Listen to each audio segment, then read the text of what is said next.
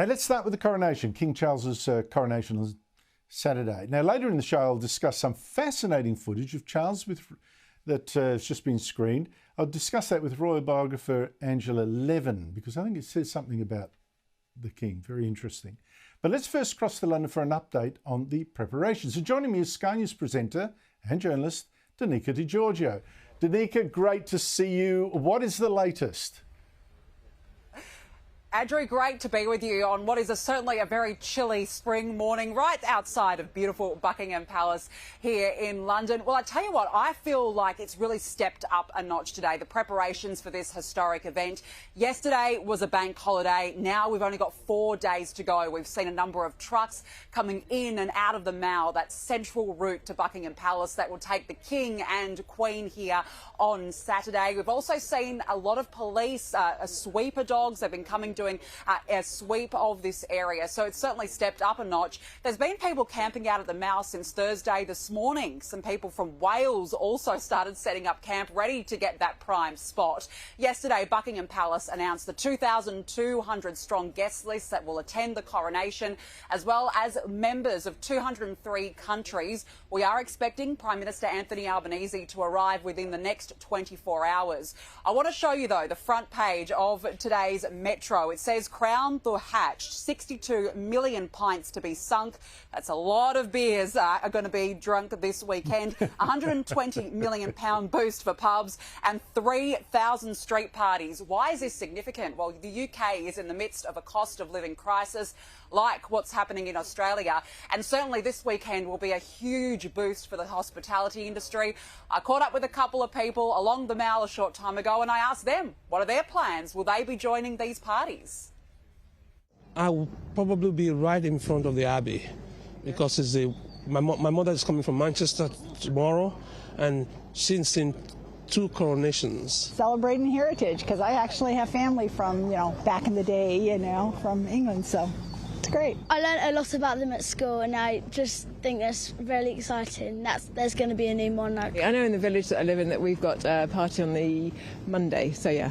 So definitely doing that, but the day of the coronation, not sure. Watching the telly, eating lots. I might camp out with my 84-year-old grandmother. We'll be heading home to the States, but I'll be celebrating at home with my friends. Yeah. So even though you're from the States, this is still important to you? Yes. Yeah. Why is that? Because we've never seen this happen in our lifetime. We were just talking about it. It hasn't happened in, 70 years? So there you go, Andrew. These preparations are starting to begin. We do expect, though, that there will be more activity in the coming days. We don't know what the King's schedule is of yet as we lead up to that coronation, but you can imagine he would be very busy preparing for this historic moment in time. Now, Danica, you know that I always look at both sides of an argument. In fact, my wife accuses me of always looking at the darker side first. All right, OK, fair enough. Now, if you're going to do Vox Pops in the Mall, I think the likelihood of you tripping over royalists is pretty high. I want to know what you think of this. I know one place in Britain where the coronation is rating right now a bit of a 0, Scotland, and it's actually worse among fans of the Celtic Football Club, which is coached by Ange Postecoglou, an Australian. That culture there is kind of pro-IRA. Here's their latest chant that's been filmed. Have a listen.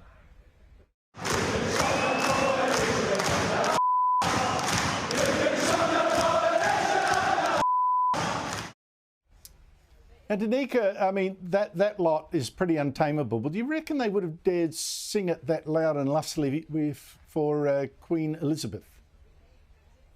Yeah, I do actually believe. I don't think it would have mattered who it was, whether it would have been Queen Elizabeth or King Charles. It really comes down to a lot more deeper roots than that. Celtic fans have notoriously, Andrew, been against the monarchy.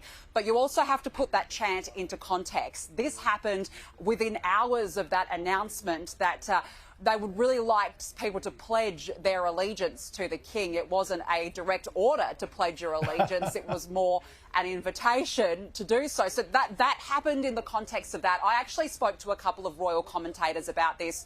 They've said, do not read into it. It doesn't matter whether it would have been Queen Elizabeth or King Charles. It's deeper. issues than that when it comes to Celtic fans? I think you've put my mind a little bit at rest there. I think. Danica, Giorgio, lovely to catch up with you. Have a great rest of the week and a fantastic coronation. Love your reporting. Thank you so much.